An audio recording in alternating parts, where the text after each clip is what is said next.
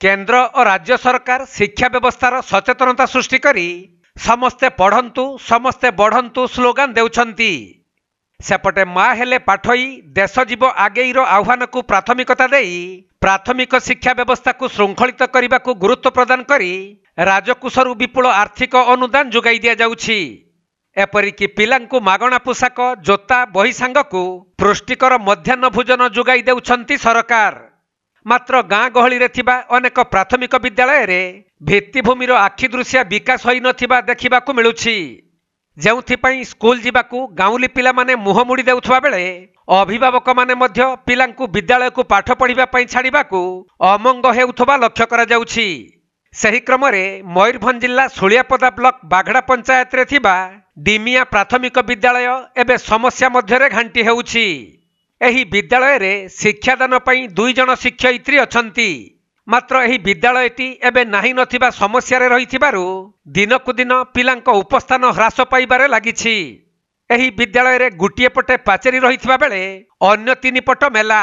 सही परी छात्र छात्री मानक पई थिबा शौचालय भंगा ददरा अवस्था रे पड़ी रहिछि।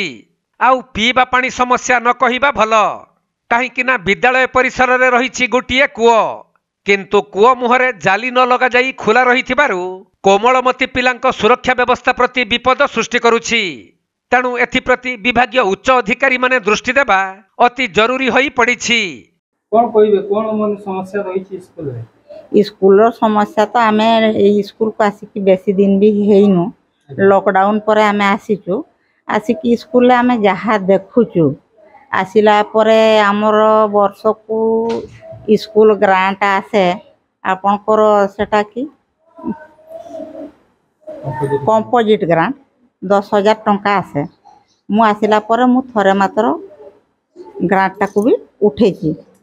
आउ से पैसा रे आमे देखले आलमीरा भी भंगा अछि। आउ एठी ऑफिस चेयर नाही सेंति बसबा पई भी नथिला कि आउ कोन मौलिक समस्या गुडा कोन कोन रहि पानी ठीक ठाक होछि ना? हमर पानी भी ठीक ठाक नाही। पायखाना घर अछि तार पायखाना टांकी नाही भांगी भंगा जाइछि। तापर स्कूल परिसीमा भी हमको ठीक जणा नाही। वर्तमान आमे जेतकी बड़ स्कूल परिसीमा देखि पारुछु सेटारे बाड़ भी आमे वर्तमान करै पारुन पाचिरी भी नाही। तेणु पिला मानकर बाहर को पायखाना जिबा जो ये समस्या ने अपन का को जणै कि अपन को परिस्थ अधिकारी किबा दैनिक तो अपन को एडी जो वार्ड मेंबर अछंती किबा स्थानीय सरपंच ताको जणै कि दबो कोइ कि समस्या होते। वार्ड मेंबर को भी कहिछि। वार्ड मेंबर को मु कहले अपन वार्ड रो मुख्य आ अपन कर वार्ड रे स्कूल अछि आ अपन तो पंचायत स्कूल जे चेयरमैन अछन ताको जणै कि हमर आगुरु जे चेयरमैन थिले सिए तो नाहंती। वर्तमान जे नुआ चेयरमैन आसीचंती तांकू मु कहिछि हेले सिए तो एतकी दिन हेई नाहन जस्ट सिए नुआ हेचंती सिए एतकीटा स्कूल रो दायित्व नेई नाहन। कोन कोन केमति चलछि एमडीएम ठीक ठाक चलछि ना? एमडीएम रे समस्या रहछि। एमडीएम रे समस्या अछि हमर जेहेतु चेयरमैन हठात दादन खटिबा पई पड़ै गले तापरे आमे जो नुआ चेयरमैन को गठन करिथिलु ताकू मु बीओ मैडम पाखरे अप्रूव करै पारि नथिली। से दृष्टि रु गत नवेम्बर मास पाखरु मध्याह्न भोजन रो पैसा भी उठै पारि नाही।